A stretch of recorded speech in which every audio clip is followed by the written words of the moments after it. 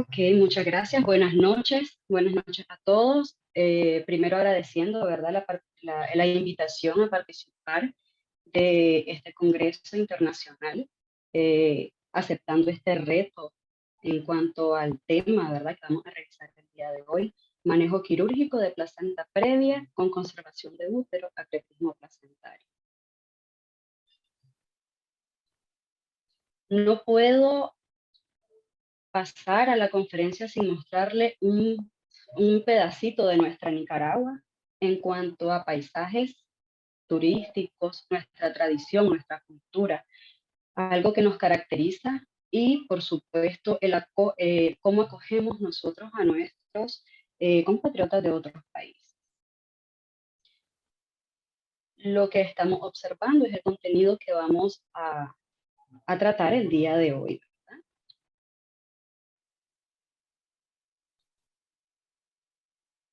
En 1709, Shaker fue el primero que demostró la inserción anómala en el útero. Ya para el siglo XIX se origina la primera clasificación tradicional de placenta previa, completa, parcial y marginal, cuando habían médicos que palpaban el borde inferior de la placenta a través del orificio cervical. En 1930 contamos con los primeros medios auxiliares, como era en ese entonces la amniografía. Para 1966, Gottfeld fue el primero que introdujo lo que el ultrasonido para el diagnóstico de alteraciones placentarias. 3 años después, Crutchfield utilizó lo que es el ultrasonido transvaginal, que hasta nuestro tiempo pues es el gold estándar. Sin embargo, desde 1937, Irving y Herring definieron por primera vez lo que era acretismo placentario al visualizar en el microscopio inserciones anómalas de la placentación. Tradicionalmente, el concepto de anomalía placentaria hace referencia a placenta previa y acretismo placentario, lo cual ha variado en los últimos años. Placenta previa es la inserción parcialmente o en su totalidad de lo que es el segmento inferior del útero. El espectro de acretismo placentario es un fenómeno infrecuente y su incidencia ha venido aumentando considerablemente. Está caracterizado por el anclaje anormal de las vellosidades coriónicas al biométrico. Y por esto aumenta la morbimortalidad materna durante la resolución quirúrgica. La prevalencia de la placenta previa es de 0.25 a 0.5 en las gestaciones únicas. Supone el 20% de las hemorragias del tercer trimestre. Cada día mueren en todo el mundo cerca de 830 mujeres por complicaciones relacionadas con el embarazo o el parto. 8.2 de las mujeres en América Latina sufrirán una hemorragia postparto grave. El espectro de acretismo placentario, en los años 50, la incidencia que presentaba era de 1 en 25.000 embarazos. En la década de los 80 podemos ver cómo hizo incremento en cuanto a la presentación de 1 en 2.500 embarazos. Para el 2020, 4.000 casos anuales se presentaban con 130 muertes maternas. Actualmente la incidencia es de un caso por cada 330 o 530 nacimientos. Es probable que estas estadísticas cambien respecto a la población estudiada, ¿verdad? La patología del siglo XX, por su incidencia que va en incremento, y esto se debe a el número de operaciones cesáreas que se están realizando actualmente.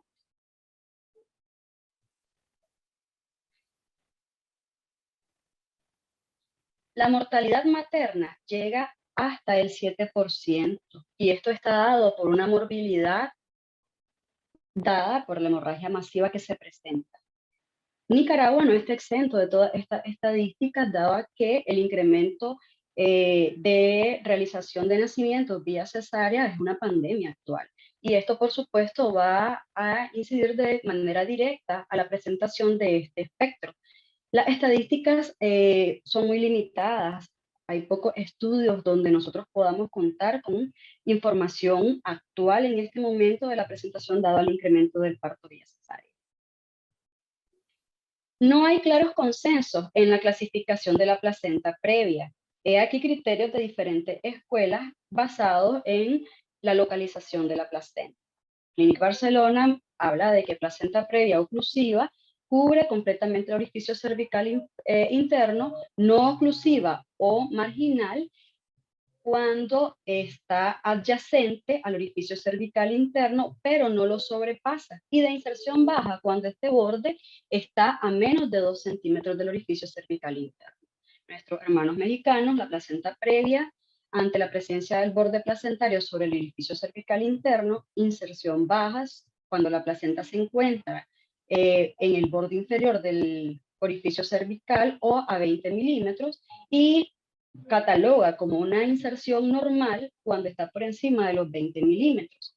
En nuestro país, placenta previa, borde inferior placentario llega a menos de 20 milímetros del orificio cervical interno, en contacto con él, pero sin cubrirlo. Y placenta oclusiva total, la placenta que cubre parcial o totalmente el orificio cervical interno. La placenta se clasifica en función del grado de invasión al miometrio. Podemos observar en la imagen que estamos en este momento una inserción normal con la diferenciación de serosa, miometrio y endometrio, en este caso decidua. Cuando hablamos de placenta acreta, las vellosidades coriales se adhieren al miometrio sin penetrarlo.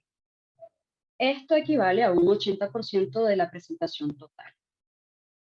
En la placenta increta, las vellosidades coriales invaden sin alcanzar la serosa. Esto equivale a un 15%.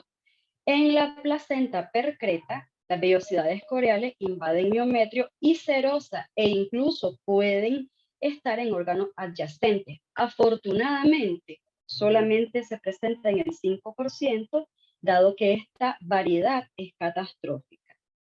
Tenemos una clasificación según la Federación Internacional de Ginecología y Obstetricia, donde está dada por datos clínicos y datos histopatológicos. En este caso contamos con grado 1 o acreta, cuando mediante la laparotomía el útero está sin distensión obvia. Puede generalmente presentarse cuando no hay un diagnóstico previo, cuando también es imposible hacer la extracción de la misma o el alumbramiento mediante la tracción controlada del cordón. Va a haber un sangrado abundante al hacer esta maniobra, por supuesto, y mediante la histología encontramos que la decidua, ausencia de decidua en el tejido, entre el tejido velloso y el miometrio. En el grado 2, increta, en los criterios por la parotomía vamos a encontrar un útero con coloración azulada, puede haber abultamiento de la placenta, hipervascularidad. Generalmente no hay tejido que invada la serosa uterina y el resultado histológico va a ser un tejido uterino con vellosidades dentro de las fibras musculares. En el caso del grado 3 o percreta, tenemos un grado 3A limitado solamente a la serosa. Vamos a encontrar los criterios clínicos antes mencionados: coloración azulada, abultamiento, hipervascularidad, tejido placentario que puede invadir la superficie uterina, pero no hay invasión a otros órganos. Y aquí en el estudio histológico, el tejido velloso está dentro, pero sin romper por completo la serosa. En el grado 3B vamos a encontrar características antes mencionadas y invasión obvia de la vejiga, pero todavía no alcanza otros órganos más lejanos, ¿verdad? No se identifica plano quirúrgico en este caso. Vamos a encontrar un resultado histológico que muestra tejido velloso que rompe la serosa. Y en el grado 3C va a haber invasión a otros órganos, evidente mediante la inspección posterior a la laparotomía. Hay otra clasificación que se da por medio de su extensión. En este caso podemos tener focal, parcial o total.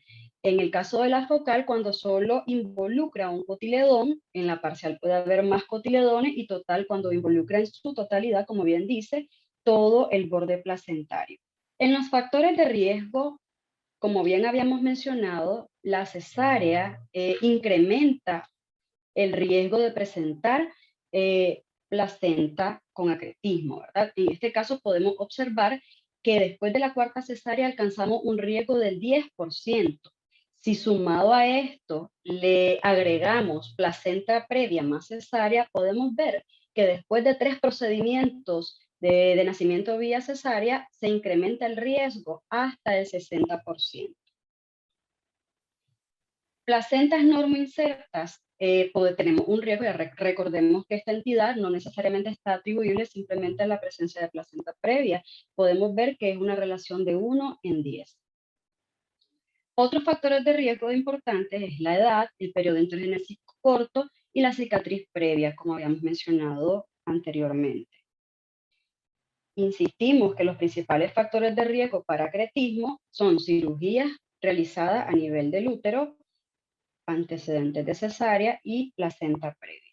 Sin embargo, hasta un 30% no se asocia a ninguna causa aparente.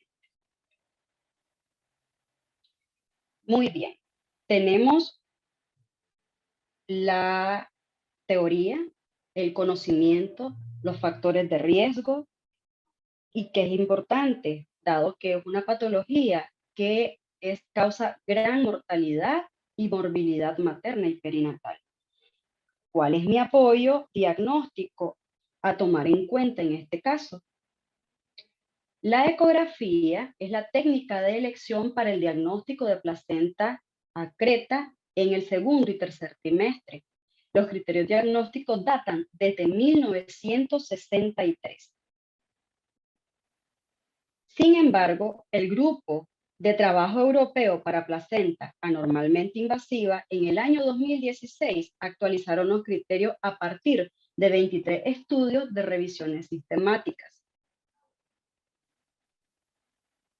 Es lo que observamos en este momento: pérdida de la zona clara, lagunas placentarias anormales, interrupción de la pared vesical, bulto placentario y masa focal exofítica. Sin embargo, la sola visualización de lagos placentarios otorga hasta el 79% de sensibilidad de este recurso.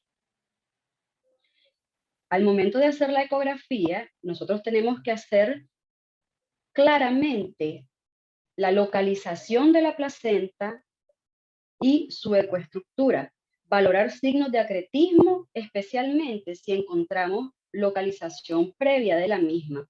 Y si a esto se le suma antecedente de cesárea previa, es importante realizar.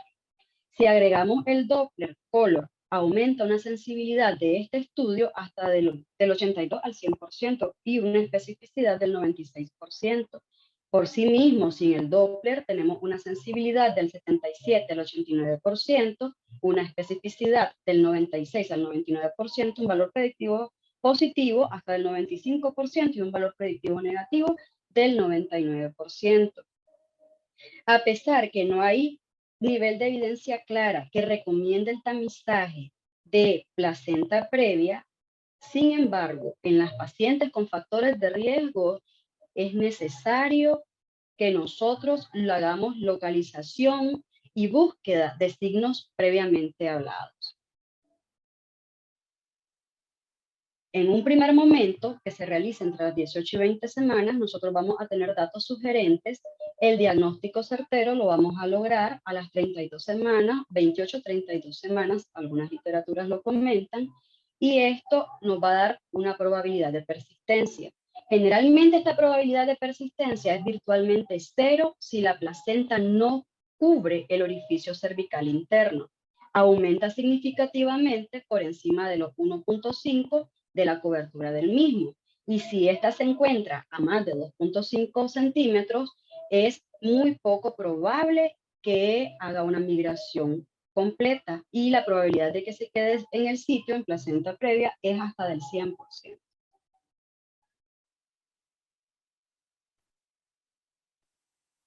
Aquí podemos observar en esta imagen desaparición prácticamente del área hipoecoica retroplacentaria en esta zona.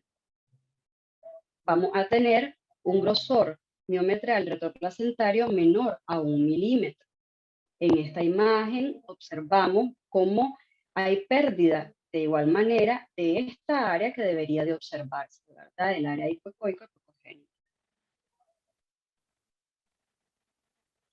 Va a haber una pérdida o interrupción del brillo de la pared vesical, lagunas placentarias, y podemos observar incluso pérdida de continuidad con abultamiento hacia la vejiga. Si aplicáramos Doppler color, podemos investigar si se encuentra un vaso o canales hacia la vejiga.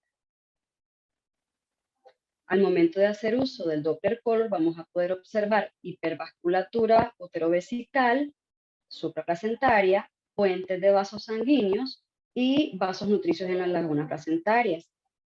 Como podemos observar en la imagen, toda la hipervascularidad que presenta, y en esta otra hay pérdida de la relación en cuanto a placenta miometrio, lagunas vasculares importantes. Podemos ver cómo hay una hipervascularidad de la zona, y en esta área que estamos observando, abultamiento de la misma hacia la vez.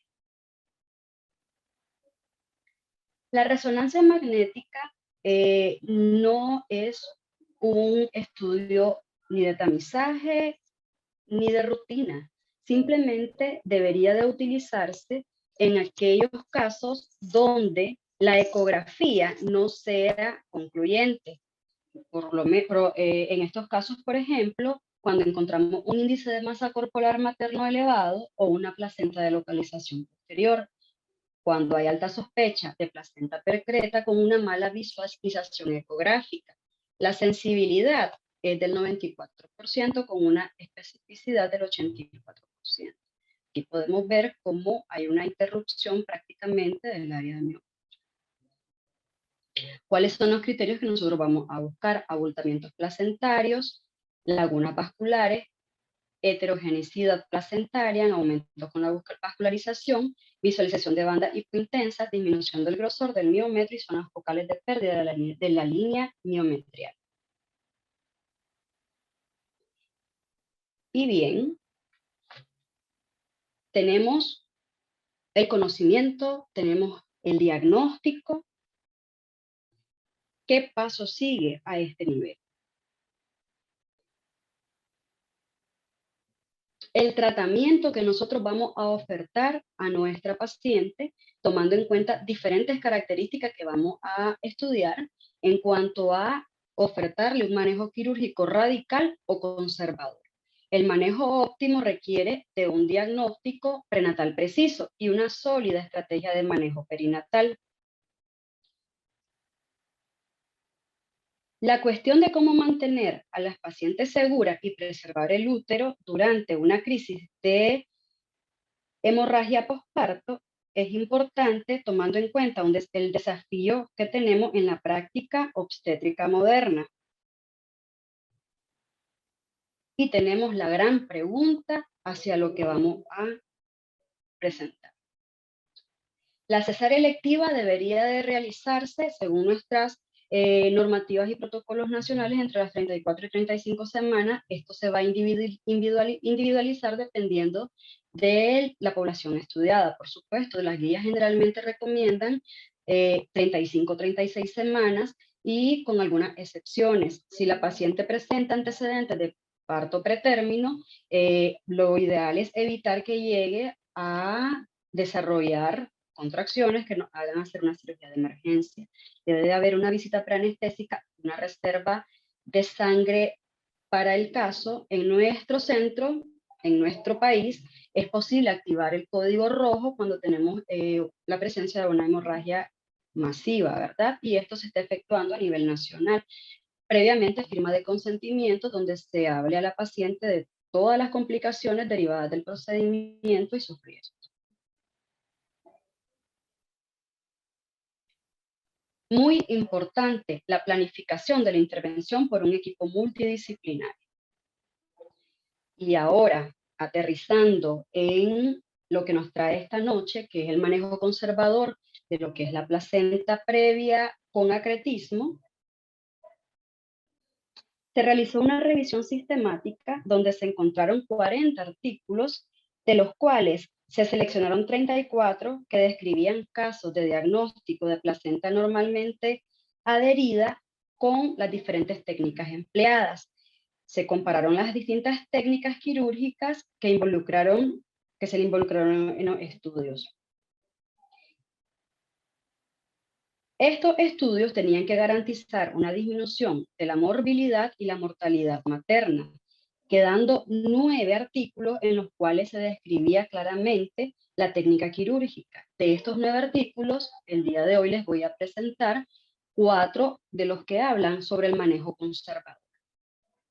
Tomaron en cuenta técnica quirúrgica, total de pacientes a las cuales se les practicó la cirugía, las pérdidas hemáticas, la morbilidad asociada al procedimiento y si hubo muerte o no materna. En el estudio de la sutura compresiva náusica hubo una población de 68 pacientes. Podemos observar una variación en las pérdidas hemáticas de 500 hasta de 4100 cc. Dentro de la morbilidad asociada, prácticamente es las cosas que nosotros logramos observar: ingreso a cuidados intensivos, en 2 casos de los estudiados desarrollaron absceso pélvico, 2 con coagulación intravascular diseminada y pues 26 de estas transfusiones. No hubo muertes maternas. Hemostasis y reparación uterina, 68 pacientes, pero podemos observar que en este estudio, en base a esta técnica, no nos reportaban las pérdidas hemáticas. Y de los que vamos a presentar es el que más se asoció a morbilidad. Sutura compresiva tipo I se hizo en un total de 9 pacientes con una pérdida hemática de 2.000 a 4.200 cc y la morbilidad asociada fue la necesidad de transfusión, el ingreso a cuidados intensivos, no hubo muertes maternas, y una sutura compresiva longitudinal paralela practicada en 15 pacientes con una pérdida hemática de 2.000 hasta de 3.600 cc, solamente fue el requerimiento de transfusión sanguínea.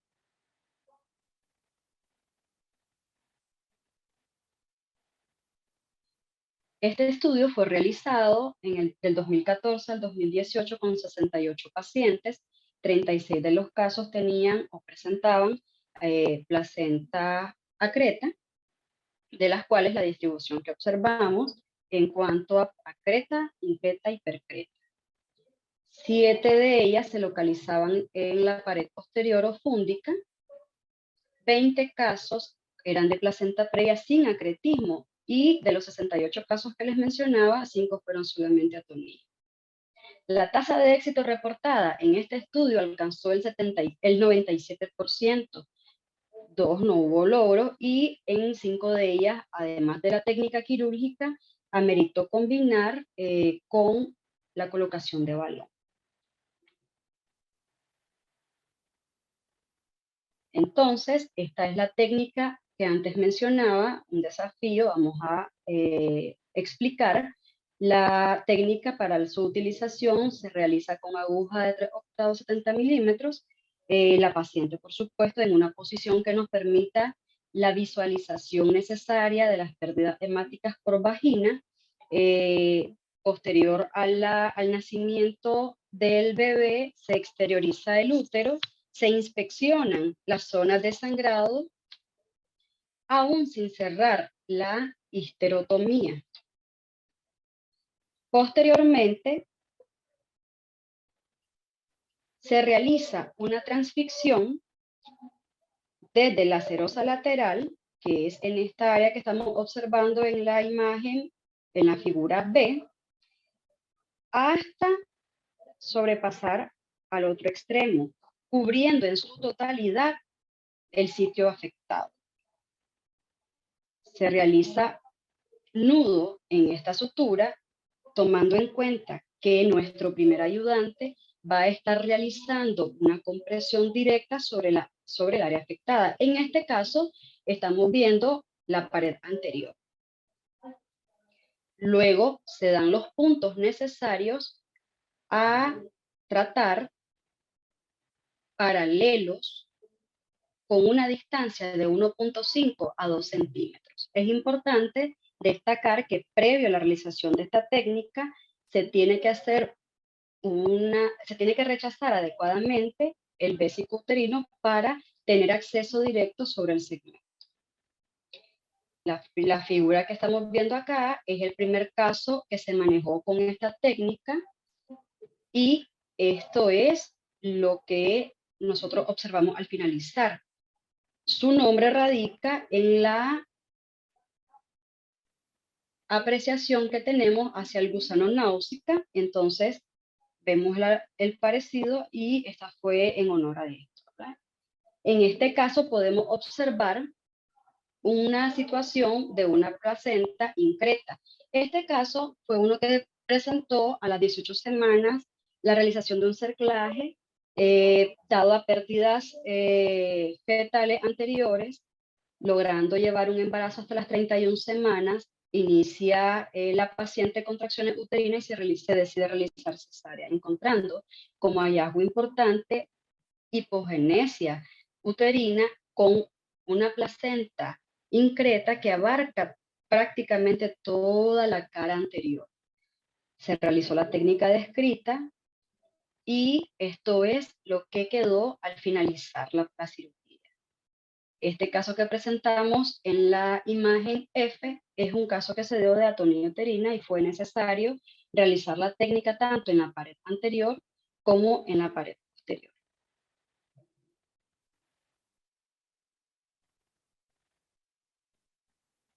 En el siguiente estudio, en cuanto a la estructura en símbolo I, se realizó en 9 gestantes del año 2004 al 2011.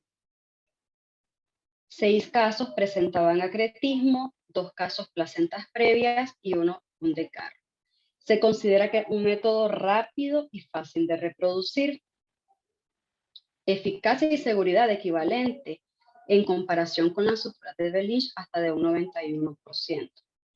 ¿Qué ventajas presenta? Es menor tiempo, no necesita abrir la histerorrafia y hace control de la hemorragia postparto refractaria del área del segmento. En este caso, la técnica consiste en, previo al nacimiento del bebé, se exterioriza el útero, se realiza plica del vésico uterino hasta exponer en su totalidad el segmento y cuello uterino. Inicialmente se hace inserción de la aguja de forma vertical de la serosa anterior, traspasando en su totalidad hacia la serosa posterior de esta manera. Luego dirijo la aguja verticalmente hacia abajo a encontrar el segundo punto de inserción y de la misma manera verticalmente traspasa la serosa posterior hacia la serosa anterior. Luego me dirijo hacia arriba para encontrar el tercer punto. Es importante destacar que el primer punto va a estar localizado a 1 o 2 centímetros de el borde inferior del segmento y a 2 o 3 centímetros de la parte lateral. En el caso del segundo punto, va a estar localizado de 2 a 3 centímetros del orificio cervical externo, que es lo que estamos observando acá, 2 a 3 centímetros y a 1 centímetro lateral. El tercer punto de entrada va a ser por encima del primer punto, verticalmente de serosa anterior en su totalidad traspasando hacia la serosa posterior. Nos dirigimos hacia arriba a cubrir en su totalidad el fondo uterino, prácticamente hacia el cuerno, de esta manera. Dejamos referencia y hacemos el mismo procedimiento hacia el lado contralateral. Teniendo ya los dos lugares de inserción del punto, nuestro asistente o primer ayudante va a hacer una compresión uterina en forma de acordeón para hacer una sutura compresiva de las dos entradas previas. Esto es lo que vamos a observar al momento de anudar. Primer punto que explicaba, segundo punto y tercer punto. Anudando en ambos sitios.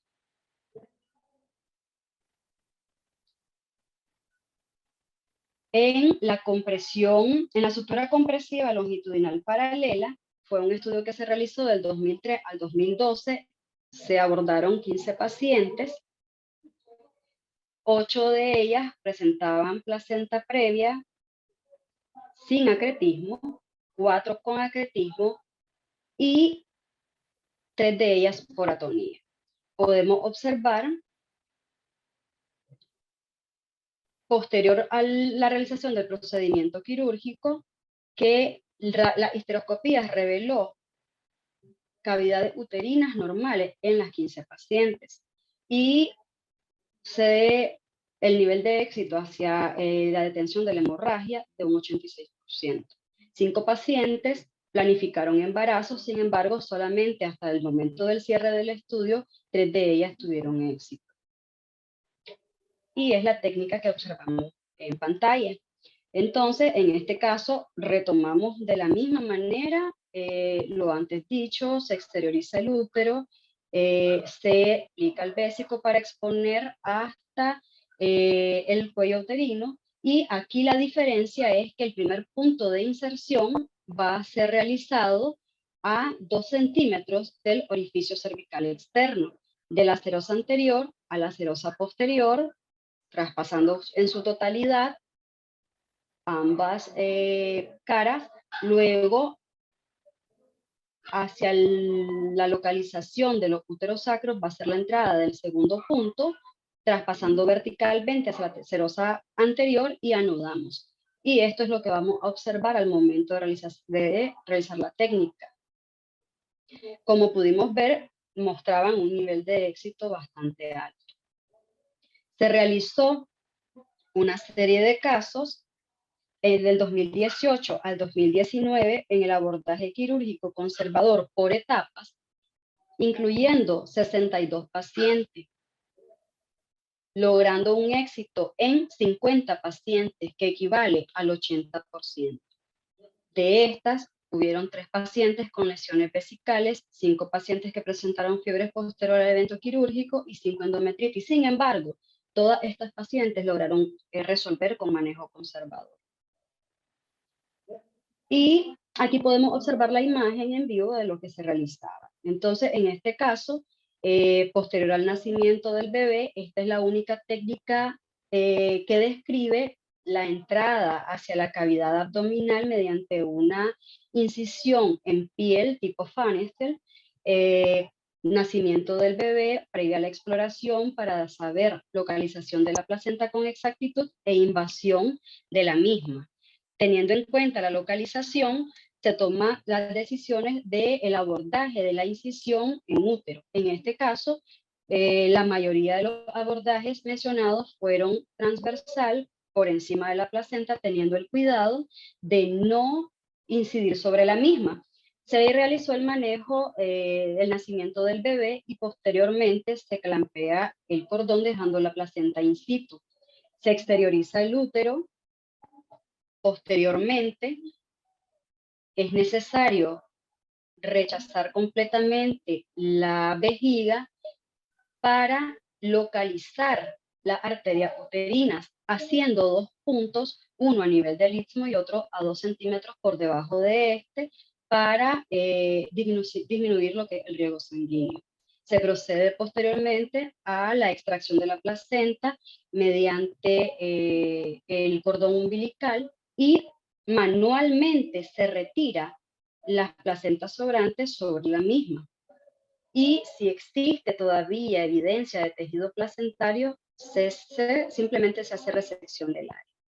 Posteriormente se ubica con el dedo índice el orificio cervical interno, y al momento de localizarlo se ubican pinzas Alice en el borde anterior, posterior y ángulos. A su vez, se mantiene ubicado el segmento superior con pinzas Forrester o Pennington. Procedemos a hacer puntos separados que unan el ángulo tanto del cérvix con lo del segmento restante inferior hacia el segmento superior hasta localizar la anatomía.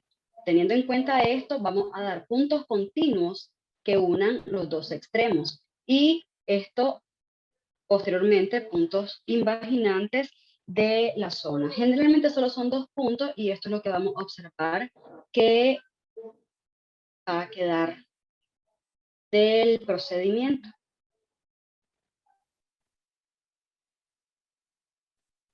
Comparar resultados maternos graves en pacientes con placenta acreta, manejo de la en base a histerectomía abdominal versus manejo conservador. En este estudio, fue un estudio multiregional del 2013, donde se incluyeron 8 regiones con 176 maternidades en Francia. Al final, fueron parte del estudio 146 pacientes. La tasa de transfusión reportada fue baja, con menos pérdida sanguínea. 9 pacientes presentaron endometritis, 6 presentaron morbilidad materna severa. Pero al final de este estudio, que parecía muy prometedor, tuvimos una limitante al encontrar que hubo ausencia de confirmación histológica en los casos estudiados. La Sociedad Internacional para la Placenta Anormalmente Invasiva consta de 42 médicos de 13 países. El objetivo de esta sociedad es buscar la excelencia hacia la atención de las pacientes con placenta anormalmente invasiva. ¿Qué es un centro de excelencia? ¿Qué criterios deben de cumplir? Entonces, ellos comentaban sobre los criterios y constituyeron que un centro especializado para la atención de pacientes con placenta anormalmente invasiva debería de ser un centro que proporcione un equipo multidisciplinario con experiencia significativa para garantizar la disponibilidad de abordaje ante situaciones de emergencia. Debe de incluir un experto en imagen, obstetra experimentado, un anestesiólogo con experiencia en casos obstétricos complejos, cirujano con experiencia en cirugía pélvica compleja, urólogo, neonatólogo, radiólogo intervencionista. Y este sitio debe de constar con cirujano colorectal y cirujano vascular. 3 instalaciones que en el punto 3, instalaciones que contengan cuidados intensivos tanto para adultos como neonatales, lugar capacitado para transfusión masiva y recuperación intraoperatoria.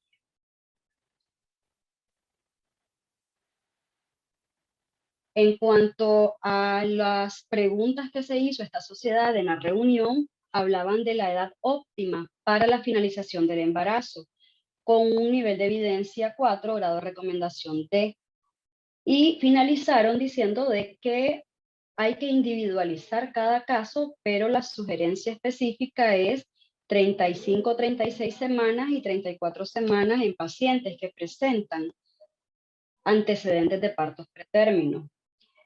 Esta sociedad no recomienda la realización de citoscopías de rutina, a menos que se vaya a realizar inserción de catéter, dado que la inspección de la misma no debería de modificar los planes de acción ya ejecutados previamente.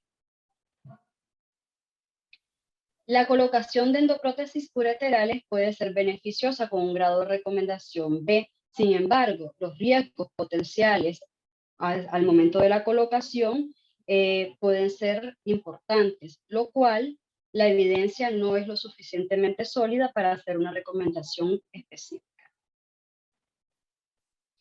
A su vez, consideran que la información es muy heterogénea en el caso de la eficacia al realizar la oclusión profiláctica con balones, hablando del abordaje de la ilíaca o en algunos casos que mencionaban ahora. En cuanto a la incisión uterina, con un nivel de evidencia 5, un grado de recomendación D, menciona de que no hay una predilección específica, que el cirujano que está a cargo en ese momento con el equipo decide qué tipo de incisión van a realizar, no hay evidencias claras del beneficio de la incisión longitudinal, transversa o fúndica. Simplemente va a estar dada por la inserción, por la localización de la placenta y el grado de invasión de la. Sobre el uso de oxitocina, es algo que se va a evaluar intraoperatoriamente, dado que en el caso de las pacientes que presentan diagnóstico previo de acretismo placentario y el abordaje que yo decidí hacer con ella, voy a decidir si es apto o no realizar uso de oxitocina. En uno de los estudios que mencionábamos, dado a que hacían un manejo conservador, hacían uso de infusión de oxitocina posterior al nacimiento del bebé con extracción de útero y no mostraban que aumentara o evidenciara aumento de la hemorragia. Sin embargo, en los estudios realizados, si no hay seguridad del nivel de afectación de la placenta, es recomendable no hacer uso de la. El diagnóstico clínico para después del parto, generalmente en las pacientes donde no hay un diagnóstico previo, va a estar dado donde no se logra extraer la placenta o el alumbramiento posterior a la tracción del cordón. Sugieren que si hay una alta sospecha de placenta creta en ese momento, no hacer abordaje intraparto. Y dependiendo de la experiencia del obstetra que esté a cargo, podría tratar de distinguir mediante una inspección con su mano si hay planos diferenciales en la placenta al momento de la implantación hacia la decidua. En la laparotomía hablábamos anteriormente de todos los criterios que podemos observar, ¿verdad? Para el diagnóstico clínico cuando no contamos con un diagnóstico ecográfico previo. El manejo expectante concluye la Sociedad Internacional de Placenta Normalmente Invasiva que faltan estudios con un número de pacientes que sustenten el manejo de la misma. A su vez, la técnica quirúrgica. En el caso del uso tranexámico, la evidencia refiere de que este se debería de usar en pacientes previo a la incisión en útero. La probabilidad de embarazo, en este caso, en los estudios referían de un 86 a un 89%. Recordemos el riesgo de que vuelva a presentar esta paciente placenta previa hasta de un placenta acreta hasta de un 29%. Dentro de las recomendaciones, entonces, contamos con una calidad de evidencia, una fuerza de recomendación moderada y fuerte para dejar la placenta in situ como una opción en las pacientes que desean preservar su fertilidad y aceptan un seguimiento a largo plazo, que es importante aclarar. Un alto y fuerte a la paciente que decide abandonar el abordaje extirpativo o la extracción manual de placenta forzada. No recomiendan que se haga. Moderado y fuerte cuando se intenta un tratamiento conservador en caso de trastornos de placenta creta con diagnósticos prenatales. La posición exacta de la placenta debe de confirmarse durante el procedimiento quirúrgico. No se recomienda el uso de metrotexate hasta que se disponga mejores evidencias sobre la misma. Y se debe advertir a las mujeres que desean otro embarazo la recurrencia de esta entidad. Como conclusión, podemos decir que el objetivo es reducir el riesgo de hemorragia masiva y a su vez disminuir potencialmente su morbimortalidad. La existencia de una gran cantidad de técnicas quirúrgicas refleja la ausencia de una técnica ideal. Las nuevas técnicas quirúrgicas no convencionales presentan escasas complicaciones, pero el total de pacientes sometidas a ellas es muy reducida. Se desea disminuir el riesgo de morbilidad, sin embargo, es crucial conocer los alcances de los hospitales donde van a estar estas pacientes y donde se van a llevar a cabo los procedimientos quirúrgicos. Muy agradecida por su atención. Espero contemplar las expectativas para esta noche y pues alguna pregunta que queramos discutir en este momento. Muchas gracias. A ustedes le agradecemos muchísimo por su tiempo y esperemos que todos los participantes que se encuentran en la sala puedan haber disfrutado también de su charla y de su intervención. No es sin antes pedirle a mi estimada Karen que nos pueda tal vez compartir un último mensaje, tal vez sea un mensaje directo para las personas que están a punto de dedicarse a esta rama o que están dentro de esta labor, o más bien si gustase usted poder expresar algo que haya vivido, que le haya impactado a usted para que se dedique a esta rama, eh, porque esto es más que nada una vocación, ¿no? Así mismo. Eh, Definitivamente tenemos metas bastante altas, ¿verdad? Nosotros los ginecobstetras a diario enfrentamos la bendición de la vida y el riesgo de la muerte con nuestras pacientes. La vocación es importante. Este tema es muy interesante porque lamentablemente, como dije al inicio de mi presentación, la cesárea es una pandemia actual y a pesar de los múltiples las múltiples acciones que realizamos como país, como institución donde laboro, es muy difícil dado de que siempre están las complicaciones presentes. Hemos visto incrementos sustancial de muchas complicaciones, preeclampsia, enfermedades que te llevan a la finalización vía alta, ¿verdad? Y garantizar la estabilidad tanto materna como fetal una gran labor. La verdad es que este tema es muy interesante. El manejo conservador creo que, como dije y como todos los estudios que están evidenciados, contamos con estudios, en realidad no solo fueron 9, hay más de 40 estudios con diferentes técnicas, estas fueron las más representativas. Sin embargo, recomendar un manejo conservador con las limitantes en muchos lugares es difícil. Tengo la ventaja de trabajar en un hospital donde contamos con muchos beneficios para atención de pacientes. Tenemos una tecnología que nos ha permitido hasta este punto garantizar en los últimos años una mortalidad materna en cero derivada de la hemorragia postparto, obviamente secundaria a diferentes entidades. Sin embargo, hay muchas limitantes y el manejo conservador debería de hacer, hacerse no solo como estudio, quizá en países que tengan mayores imágenes, en la experiencia humana. Nosotros estamos trabajando como Nicaragua actualmente en la preparación de equipos multidisciplinarios donde se están preparando exclusivamente para la atención de este tipo de pacientes. Como bien mencionaba, es una problemática mundial y Nicaragua no está exenta de esto. Es importante que tomemos en cuenta nuestra labor, el día a día, el estrés, pero sin embargo, la dedicación que nosotros damos hacia nuestros pacientes. Listo, muchísimas gracias. Se hacen llegar las felicitaciones respectivas a través del chat de Zoom y también de las diferentes plataformas virtuales.